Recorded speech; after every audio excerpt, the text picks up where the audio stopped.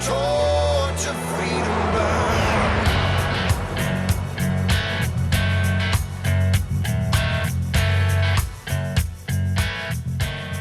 Welcome to the intersection of faith and the culture. It's WallBuilders Live, where we talk about today's hottest topics on policy, faith, and the culture, but always from a biblical, historical, and constitutional perspective.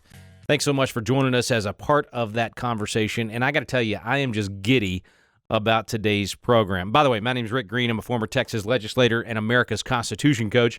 And normally I'm here with David Barton, America's premier historian and the founder of WallBuilders, and Tim Barton, national speaker and pastor and president of WallBuilders.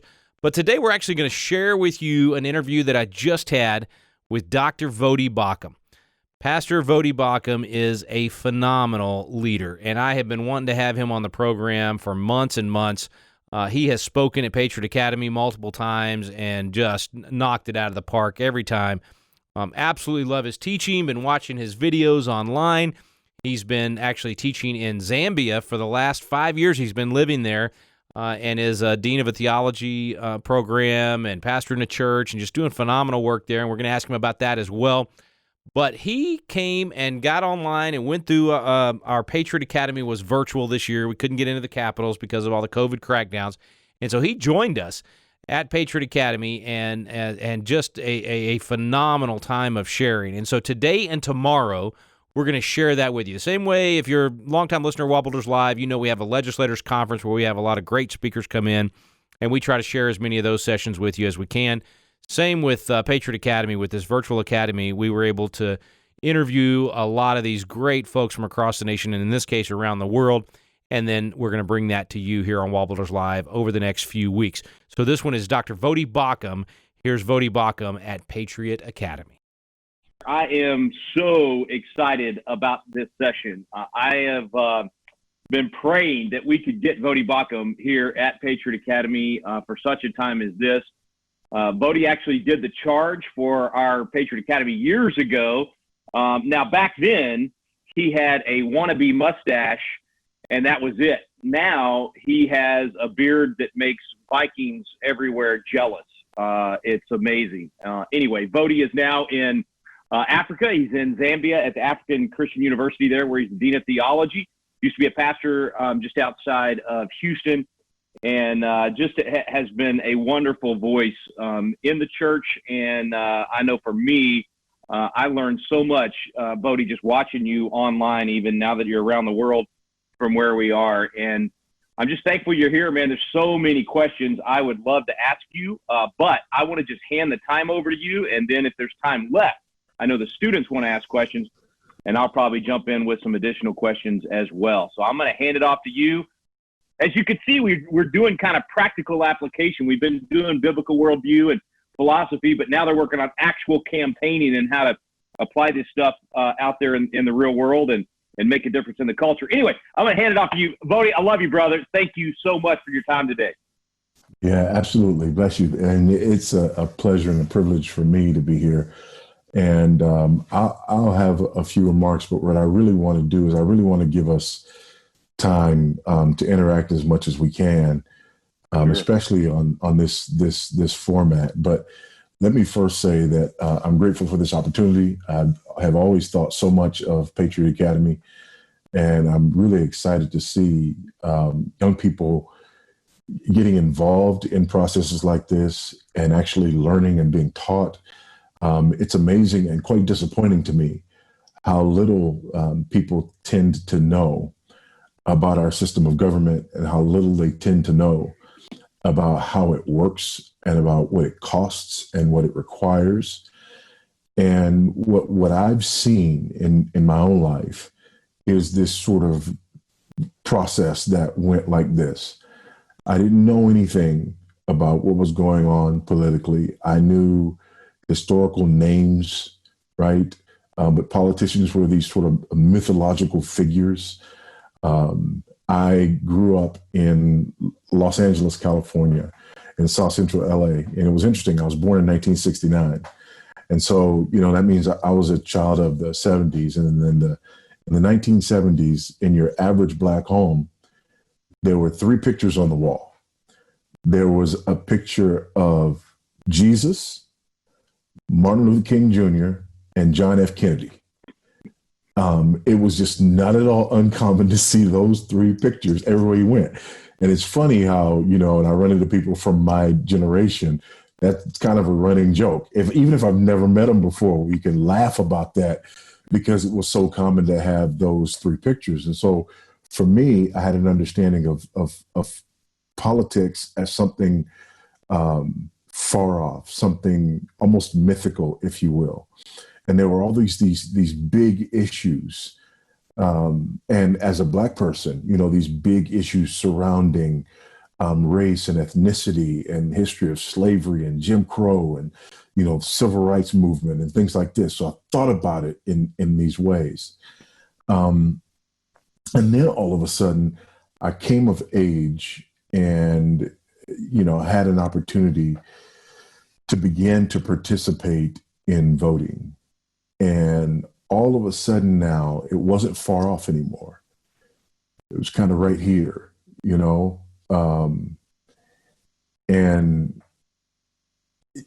that, I think 88 now is the first time that I get to, to think about participating. And it was right there, and it was huge, and it was heavy. And it's an amazing thing to be able to be a part of. And then there's something else that happened.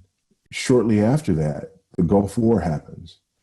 And all of a sudden, I'm thinking about the consequences of, who's in charge and who's in office and these real decisions that have to be made.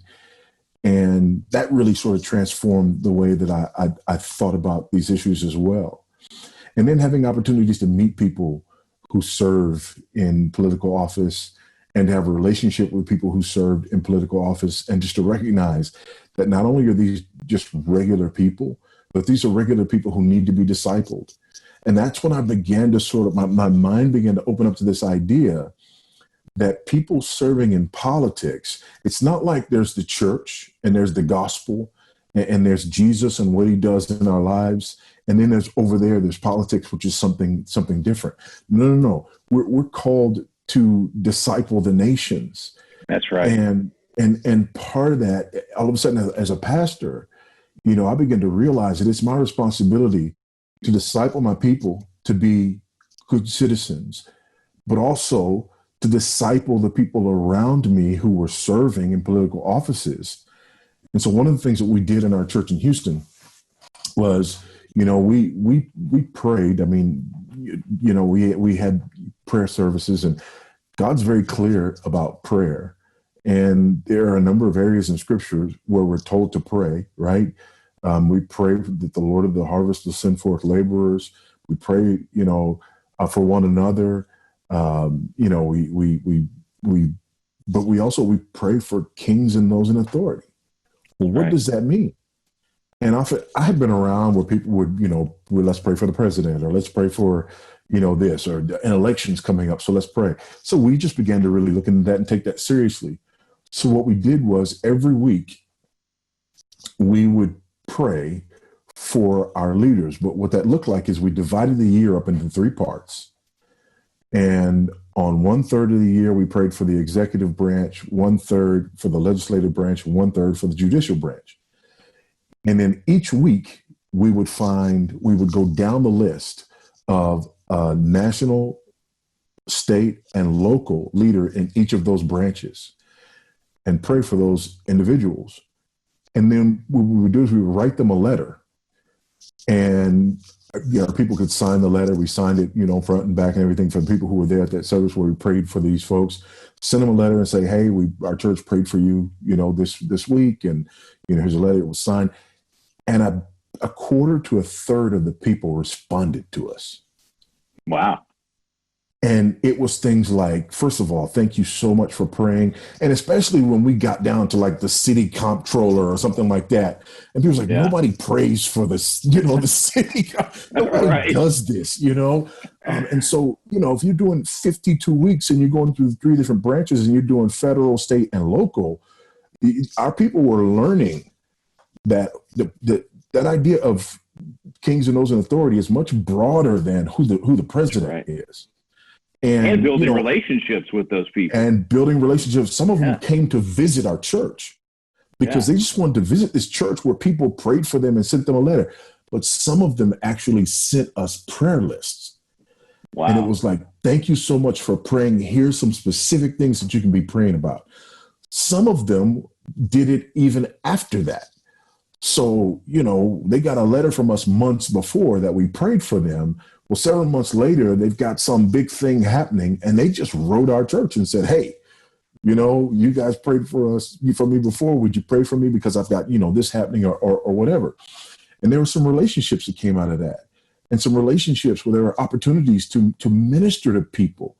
So we're beginning to see that these are individuals who need to be discipled. They need to be taught how to put their faith into practice in the political realm and not see the political realm as some other place.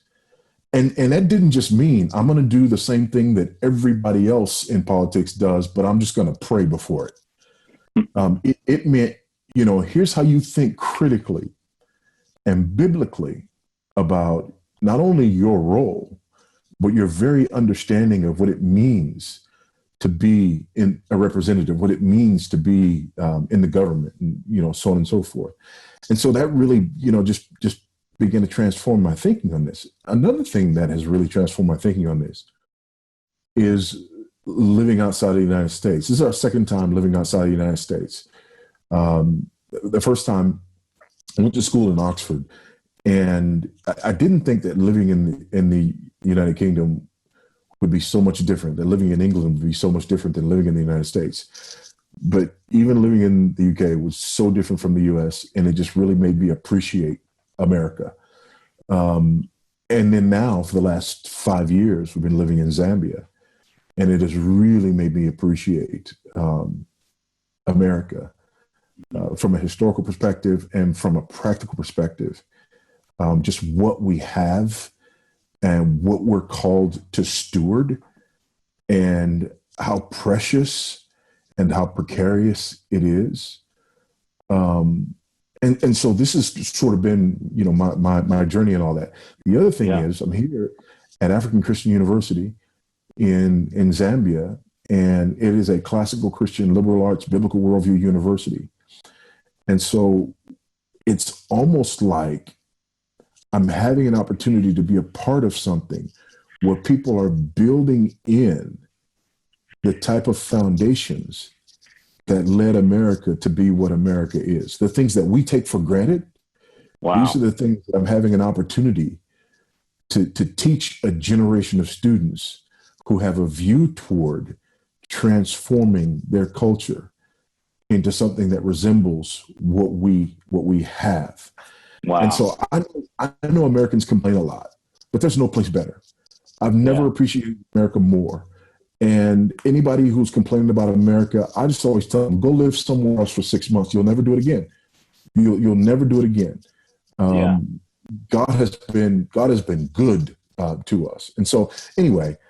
Well, wait, I want you to go further on that, because so there's fertile soil there that you're sowing into these 5 years. Yep. You're literally planting seeds for a generation in Zambia to have the same foundational truths that our founders in America put when they put a declaration in place that said our rights come from our Creator and not from government.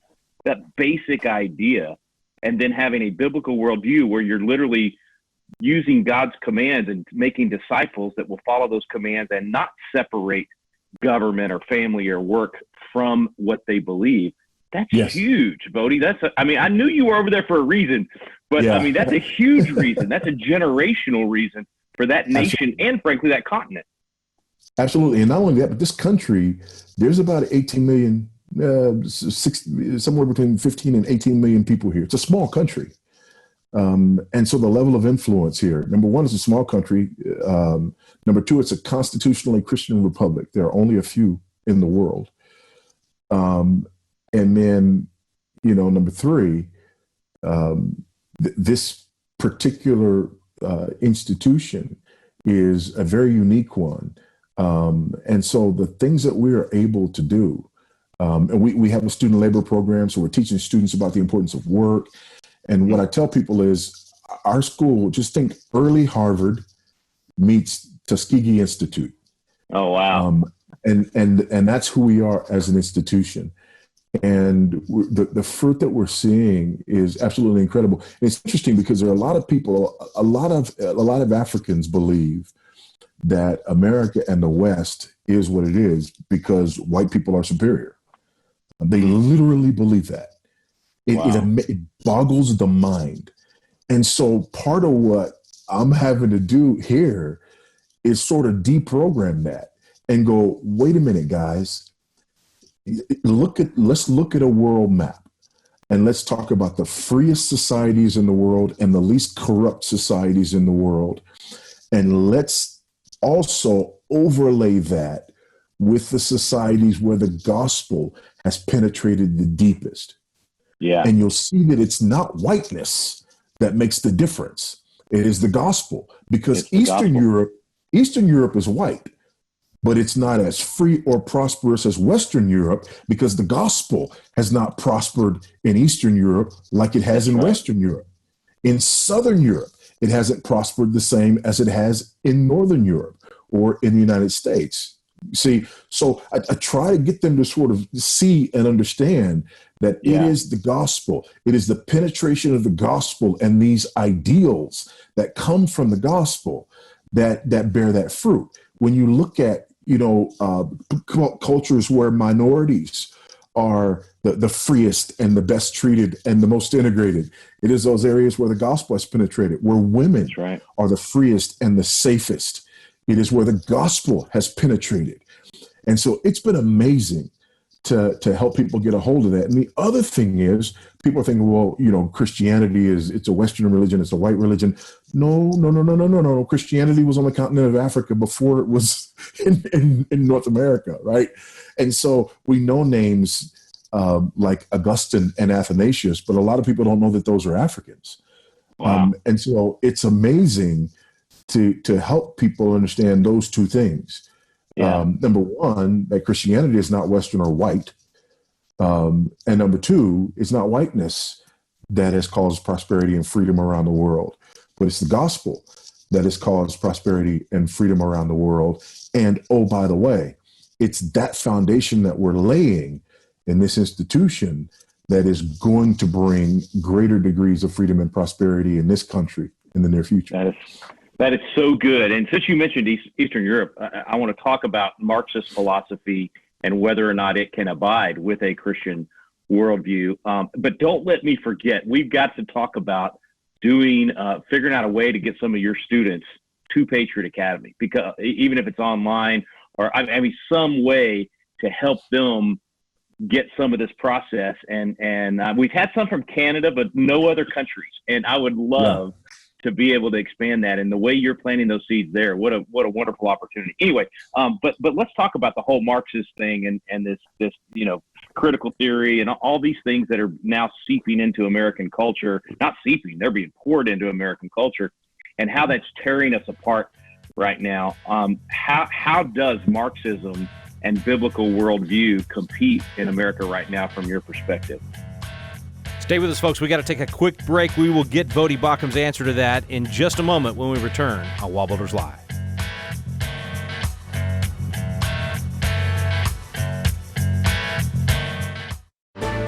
Hey, friends, it's Rick Green from WallBuilders Live, and I have had so many requests about what in the world can we be studying at home right now. I got the kids at home. They're normally in school, or if you homeschool, you're looking for additional material. One Room Schoolhouse. It is a great new series WallBuilders is putting out where you literally get a tour of the WallBuilders library as Tim Barton and Jonathan Ritchie bring history to life. There's a couple of resources on this. You can go to YouTube and search for WallBuilders and look for One Room Schoolhouse. You can go to our Facebook page and get it right there on Facebook as we do it live each Monday and sometimes additional days from there. And then you can also just go to wallbuilders.com. Scroll down to the bottom and we'll be posting the videos as they come out. This is such a great way to learn and a great way for you to share it with others. Gather the family around, watch the One Room Schoolhouse, and learn some great history. It'll be vitally important to restoring our nation and bringing back these principles that made America great in the first place. Check it out, One Room Schoolhouse at wallbuilders.com.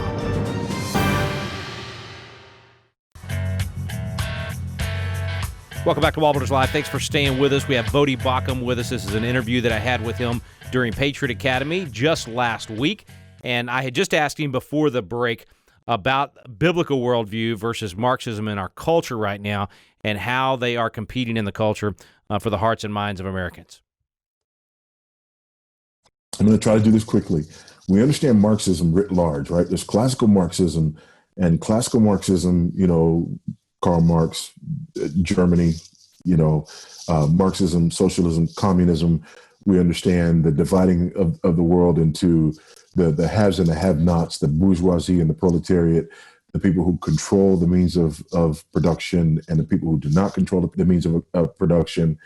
And the whole idea was that in order for history to move forward, that there had to be this revolt. Workers of the world unite, right? From each according to his ability, to each according to his needs. And the idea that Marx had was that capitalism was exploitative. And because of that there would be a revolutionary overthrow of capitalism. But it didn't happen. That revolution never came.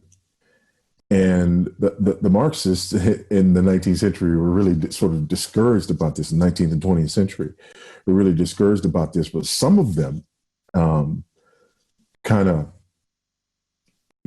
really, put the thinking caps on and tried to figure out, okay, why didn't this happen? And how can we move this idea forward? There's one individual and then another group. Antonio Gramsci was an Italian Marxist. And he was put in prison by the fascists. And he began to contemplate how it was that Marxism could have more of a silent or cultural revolution. And then there's another group, the Frankfurt School. And they call the Frankfurt School because they were in Frankfurt, Germany first. But then when the Nazis took over, they left Frankfurt, Germany, and eventually end up in the United States, in New York at Columbia University. And these people are trying to advance a new idea called cultural Marxism. And in the Frankfurt School has the idea called critical theory.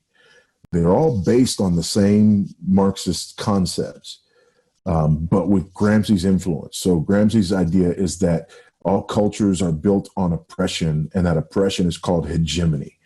Hegemony is the main big idea of the powerful group, and it's the way that they oppress everyone else, right? And the only way for there to be freedom from this is through revolution and eventually overthrow. And so again, it's still that idea of a revolt and a revolution, but it's not a bloody revolution. It's an ideological revolution.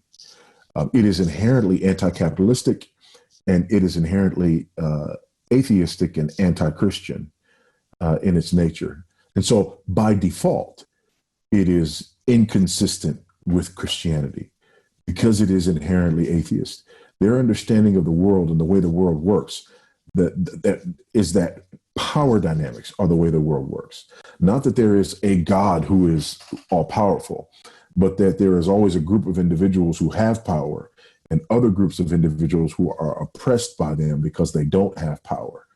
And the deliverance that they seek, the salvation that they seek, is the overthrow of that power or the replacement of that power, which again would start the whole thing all over again. So it's completely inconsistent with Christianity.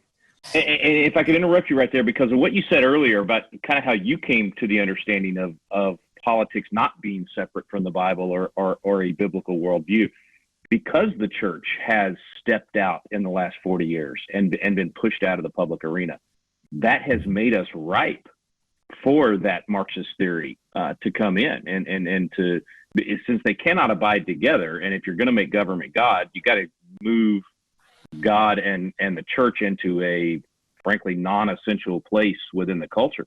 Is that part of what made us ripe for this right now? That's part of what's made us ripe for this, but it's more sinister than that. So the radicals of the 1960s, again, you got to remember, in the 1960s, there were radical groups who were revolutionary, right? The Weather Underground and the Black Panthers and Angela Davis. These people were bombing, bombing political buildings and police headquarters, and this was an armed revolt, and it was a Marxist revolt. And a lot of people, sort of forget this, right? That these big riots and everything in the late 1960s were being fueled by the ideologies of the Frankfurt School, okay, and of classical Marx. So a lot of these people were classical Marxists as well as the cultural Marxists. And so it was a very turbulent time.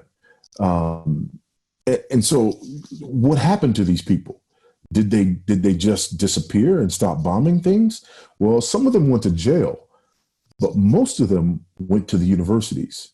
Yep. And they became professors, especially in the areas of education, sociology, and political science. And then they created disciplines.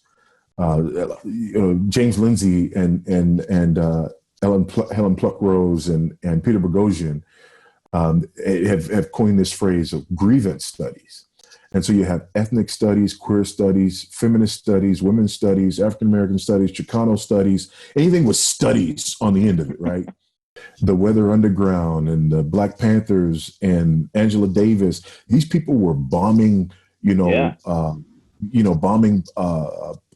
political buildings and police headquarters. And this was an armed revolt, and it was a Marxist revolt. And a lot of people, sort of forget this, right? That these big riots and everything in the late 1960s were being fueled by the ideologies of the Frankfurt School, okay, and of classical Marx. So a lot of these people were classical Marxists as well as the cultural Marxists. And so it was a very turbulent time. And so what happened to these people? Did they just disappear and stop bombing things? Well, some of them went to jail, but most of them went to the universities. Yep. And they became professors, especially in the areas of education, sociology, and political science. And then they created disciplines. James Lindsey and Helen Pluckrose and Peter Boghossian have coined this phrase of grievance studies. And so you have ethnic studies, queer studies, feminist studies, women's studies, African-American studies, Chicano studies, anything with studies on the end of it, right? Right. And so what happened is these all are an outgrowth of that idea of critical theory that sees everything as oppressors and oppressed. Well, who are the oppressed? So if the oppressor is the white, male, heterosexual, cisgendered, Christian, right, able-bodied, right, that's the oppressor. That's the hegemonic power, according to cultural Marxism and critical theory. So who are the oppressed? Everyone who's not that. Well, in grievance studies, all of these new disciplines, where they're giving each other PhDs, right? All of these new disciplines are based on this idea of hegemony and who's not part of the hegemony. And schools of education have been infiltrated with this stuff, so that now everybody who's getting a degree in education today, they have an unwritten minor in critical theory and cultural Marxism. Wow. Because all of their texts are riddled with this stuff. So everybody who's going to government schools today in the United States is being taught by teachers whose philosophy of education has been shaped and framed by critical theory, which was established in the 1970s and 1980s as a direct influence from the radicals of the 60s who went underground into the universities with this long game in mind. So we're really just seeing the result. I mean, it's garbage in, garbage out. I mean, it's literally a formula. And now we see the results in the streets with the Antifa and BLM riots. Let's get really, really practical for a second, because it also, not only did they take over the universities, now it's infiltrating the church, right? I mean, we're hearing a lot of, big name pastors even jumping on some of this stuff and doing the virtue signaling thing, thinking that they're doing the right thing, and they don't even realize what they're buying into. So help us, at this time in what's going on in the country, how do we as Christians do the right thing and wanting to treat our fellow man the same. And basically, I did a whole episode of Chase American Legends on MLK with Alveda King, and the whole idea of, content of the character, not color of the skin. And now all of a sudden, everything I'm reading is color of skin. It's all, we're judging each other based on that now. How do we handle this as Christians? How do we respond to this need to treat each other the same, and real pain that's out there and real problems, but not fall into the Marxists that are using that to totally divide us? Yeah, we have to be wise as serpents and innocent as doves. We have to be men who understand the times. Yeah. We do. We have to be people who understand the times. We cannot be ignorant of this. And so one of the things that is happening is there are people out there who are saying, well, we just need to preach the gospel. That's absolutely true. We just need to preach the gospel. However, there are two problems with a naive version of that phrase. Problem number one is that it underestimates the gospel and its implications for all of life, because the same people in this naive way ignored politics because we just need to preach the gospel, right? Yeah. And didn't look at the implication of the gospel as it relates to politics. So we need to understand the broader implications of the gospel for all of life and how we apply, right, these implications of the gospel to all of life. So that's because naive. It's not just go, save souls. This is about teaching them to obey my commands. That's the great commission. That disciple the nations. Sorry to interrupt. I don't want you to not miss that second point. We miss that in the church so much. It's just all. That's it. Disciple the nations. Okay, so that's naive. But the second area where it's naive is, just preach the gospel. Okay, in Acts chapter 17, Paul gives us a beautiful example. What did Paul do in Acts 17? Did he just preach the gospel? Yes, he did. But in the first half of Acts 17, he goes into the synagogue and he reasons with the Jews from the scriptures, verse by verse, line by line, week by week, because that's where they are. Then he goes to the Areopagus. He goes to Mars Hill. And what does he do? He quotes their poets. He's not reading the text. He gives them the meta-narrative: creation, fall, redemption, consummation. So he's just preaching the gospel in both instances. But in both instances, he's preaching the gospel based on his understanding of people's worldview. That's right. And so we can't be naive, number one, in the sense that we ignore the broader implications of the gospel for all of life. And number two, we can't be naive in that we neglect the need for understanding our times and how it is that the gospel needs to be applied. So we have to understand critical theory. We have to understand cultural Marxism. We've got to, because it is the air that we breathe today. And if we're ignorant of that, then we won't be preaching the gospel appropriately. So powerful, man. So good. What would you recommend to, we've got two audiences right now, our students here at Patriot Academy, 16 to 25, and then this is going to air on WallBuilders Live across the country. So both young people and adults. Where do you recommend now, first of all, I'm going to point them to several of your sermons from a year ago. You saw this stuff coming a year ago, and we're speaking against these things. So I'm going to point them to the link. I've actually been speaking against this stuff for nearly 20 years. That's right. That is much more accurate. Yes. But I want to share those sermons. What else? Where should we send them to begin to study something that our education system has not taught? All right, time out, folks, time out. We're going to get Voddie's answer to that when we come back from the break. Thanks so much for staying with us. It's WallBuilders Live. This is Dr. Voddie Baucham sharing from Patriot Academy last week. We'll be right back on WallBuilders Live.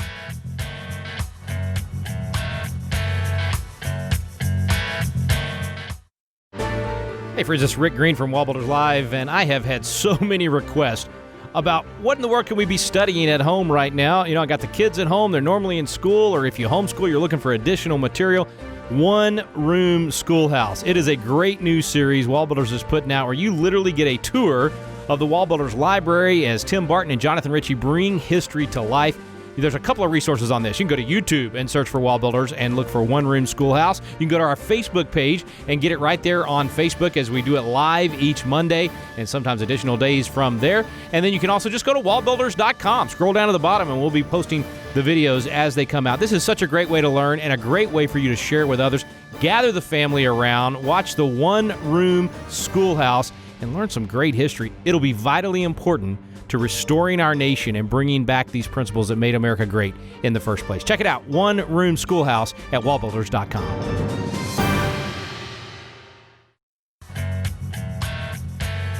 We're back on WallBuilders Live. Thanks for staying with us. We're in the middle of an interview with Dr. Voddie Baucham.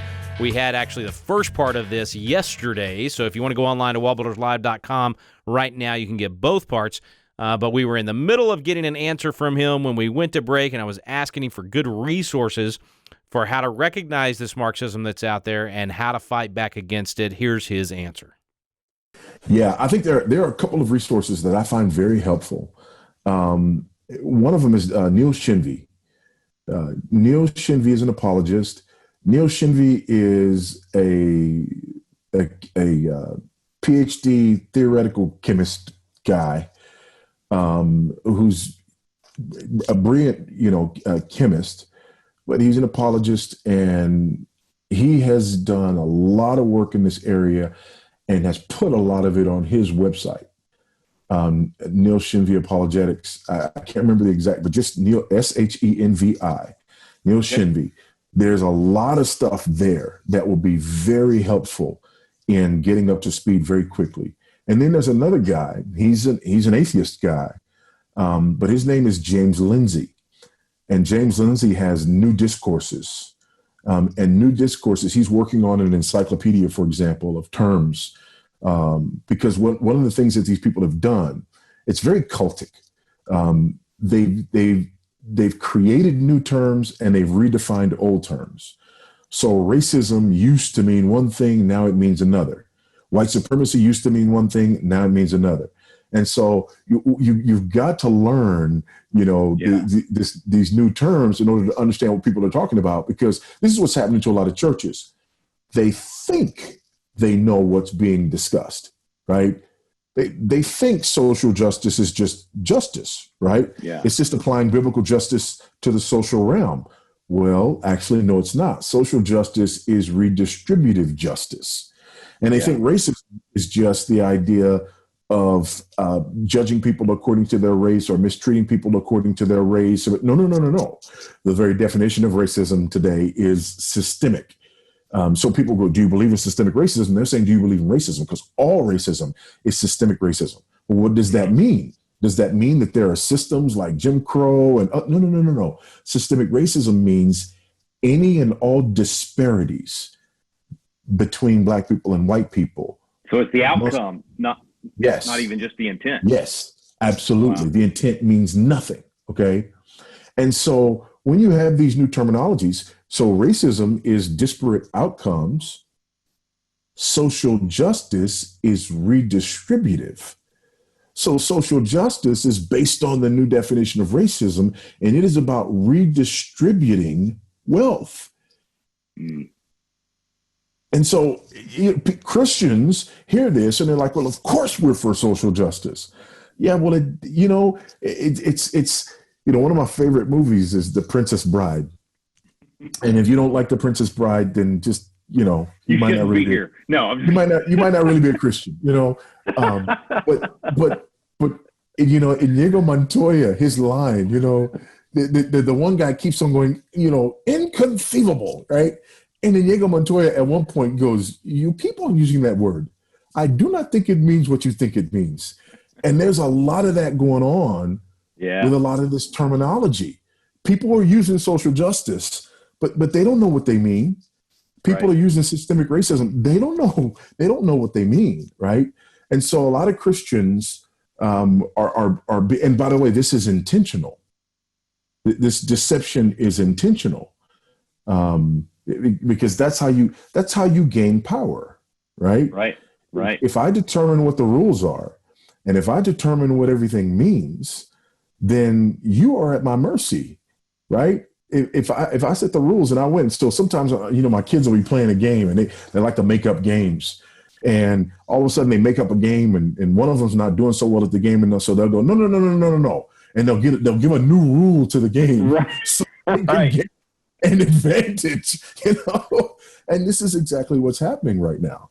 And of course, these individuals are in positions of authority within institutions and universities. And so you see a lot of these universities that are, firing people for being on the wrong side of these issues. And then you have the University of Colorado Boulder, who says that aligning with the vision of Black Lives Matter is required for not only students, but faculty and staff. Well, the vision of Black Lives Matter, according to their own documentation, is Marxist, anti-Christian, pro-LGBTQAI, anti-nuclear family. It's incredible.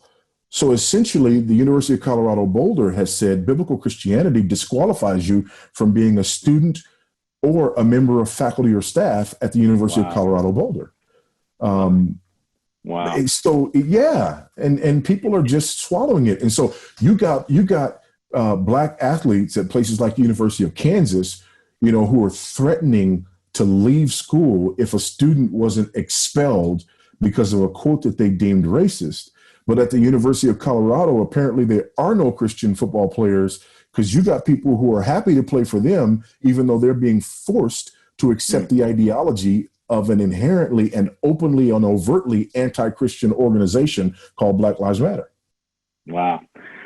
Oh man, I was going to go to a student question, and I know it's getting late. It's like bedtime there where you are in Africa. But if I could get you just a few more, because they ask like 100 questions. I'm being unfair to the students. I got to get one of theirs. But by the way, you just put me back on balance, because I've been watching this, everybody seeing the same thing happen, but totally different perceptions, and thinking, where is our reason and how is this happening? But what you just said a few minutes ago makes sense. The rules, they change the rules every day. And that's why. So as long as they can change the terminology and change what things mean, that's why we're coming away with totally different outcomes. Okay. Especially when the terminology is designed in such a way, what Christian wants to be racist? Nobody, right? Right. What Christian wants to be against justice? Nobody. So you use terms like social justice and systemic racism, and all of a sudden you've created an environment where people have to agree with you, or they have to condemn themselves as something that they would never want to be identified with. No, they're brilliant at it. Okay, this one's pretty basic. It goes back to the first thing we were covering, and I think it was asked back then too, but I've been ignoring the students and just having a great time with you. So the question was, several families at my church don't believe in voting. How would you explain our responsibility to vote to those that think we should? Well, here's the deal. One of the great things about freedom is that it really is freedom. And so they have freedom not to vote. There are places where you don't have freedom not to vote, and they tell you who to vote for. Right. Or if you don't show up, they vote in your place, right? And so I think, we need to be careful with that. That because there is a sense in which we can be sort of legalistic about, people having to pull the lever, and they don't have to. They're free not to. I think it's important that people recognize what voting means and what that stewardship is, and that we encourage people to participate and to recognize that, the government it's not a democracy. It's a constitutional representative republic. Our founders despised democracy, and they understood the dangers of democracy. And so, if I'm a member of a representative, a constitutional representative republic, then I'm either going to be represented by somebody who, I participate in choosing, or I'm going to be represented by somebody else, but I don't have a choice as to whether or not I'm represented. Yeah, and it's a salt and light thing too, because it's one of the ways that we do become the preservative and bring out the best flavor in the culture, and being that salt is is finding Christian leaders and finding people that will represent in that way. And so if you're staying home and not doing that, you're literally hiding that opportunity. I can't ask you this because I'm going to ask it from the student's perspective, but I'm not sure after your first comments today that I would agree with Glenn Beck on this. But the question was, will you take up Glenn Beck's suggestion and move back to the U.S.? And as bad as I think we need you here, I am so excited about what you described at the beginning of our interview and what you're doing to plant seeds there. So maybe thanks to Zoom, we can have you in both places. Yeah, and it's great. Before all this COVID stuff, I was coming back 4 times a year to do a 2.5 week tour, do fundraising and things like that as well. And now I've been doing a lot more of this kind of stuff. So the world has gotten really small. And it's amazing how much I'm able to do in the U.S., even while living here. It's kind of the best of both worlds. So I'm excited about what I have an opportunity to do here. But I'm also excited about the opportunity to invest back there as well. Well, I'm gonna give you an easy last question. One of our representatives asked how we can pray for you, and I want to add to that question though. All of our students and certainly our WallBuilders Live listeners across the country, VoddieBaucham.org. Put Voddie on not only your prayer list, but your tithe list and donation list, tithe and offering donation list, because this investment in this country, I am excited about this, Voddie. I knew in a way, obviously you were planting seeds there, but the way you described, I did not realize the nation itself was so fertile in the political system and all those things. So anyway, I just really want to encourage people, donate, pray, follow what Voddie's doing, and let's get, when you do start traveling again and coming back, I really want to encourage people, get you to their churches, and let me say this. Conventions. Let me say this. People need to understand this too about what's happening here. I mean, there's a reason that we came here. I came here for the first time in 2006. And when I went home, my wife asked me how the trip went, and I told her, I think I want to be buried there. Wow. But God is at work here. I am working with a 30-plus-year-old indigenous, growing church planting Reformed Baptist movement here in Zambia. It is unlike anything going on anywhere else in the developing world. Wow. The number of healthy confessional Reformed Baptist churches, sound, solid, gospel preaching, Reformed Baptist church with indigenous leadership. These are Zambians. So I came here to partner with Zambians. I didn't come here to do this as an American. I came here to join hands with some Zambians who are getting this done on the ground. And I put my hand to the plow with these brothers. There's a few of us foreigners who are here, but this is an indigenous work that's going on that we have the privilege of being a part of. And that is incredibly unique in the developing world. I don't know if anywhere else where something like this is happening. That's powerful. Okay, how can we pray for you, brother?